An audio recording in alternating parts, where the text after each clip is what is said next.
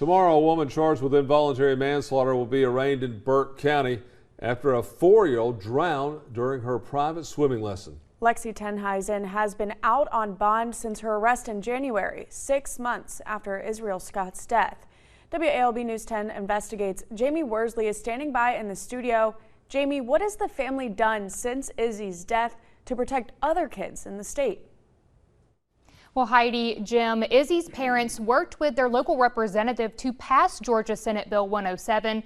According to documents, it would require the Department of Health to create a downloadable safety swimming plan for private swim instructors. Now, that plan would, 1, establish a recommended teacher-to-student ratio, 2, require instructors to be CPR certified and have life-saving equipment, and 3, finally, recommend both a second instructor and parents be present during the lessons.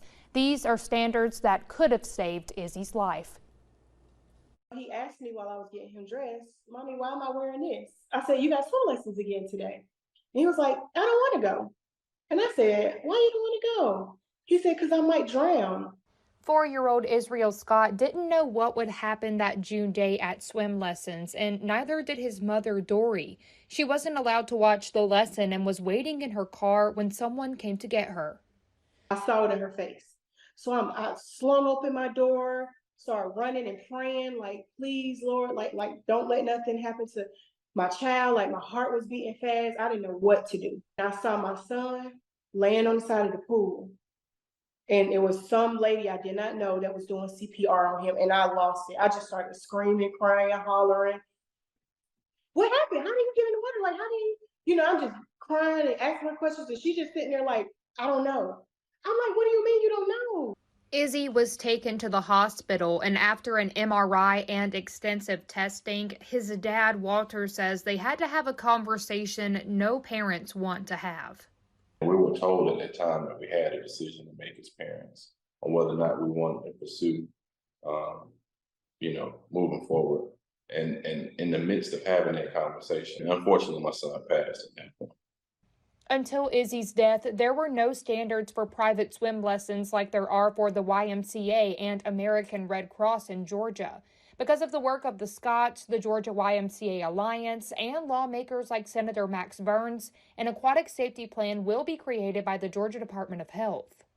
They came to the YMCA to provide guidance and expertise in drafting that legislation, and what that will be in a way of honoring Izzy.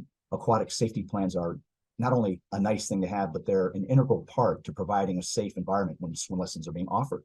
Drowning is one of the top 10 causes of death ages 1 through 24 in Georgia. Dougherty County Coroner Michael Fowler says learning to swim, like his Swim for Life program teaches, can prevent more tragedies. I have started a program, Swim for Life, because we want every child to learn how to swim. We don't want a child to die prematurely not knowing how to swim.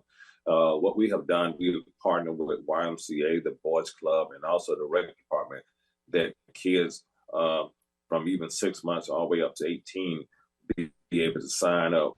Many of the less populated counties in Southwest Georgia don't have a YMCA or event like Swim for Life where kids can learn these swimming skills.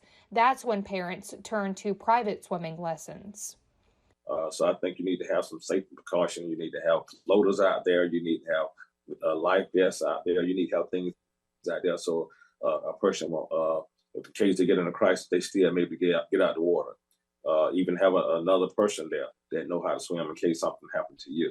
So I think it's very important. I know a lot of people want to teach people to swim, but to me, you need to be certified, and you need to make sure that you have everything you possibly need in case that person get in a crisis, stress situation.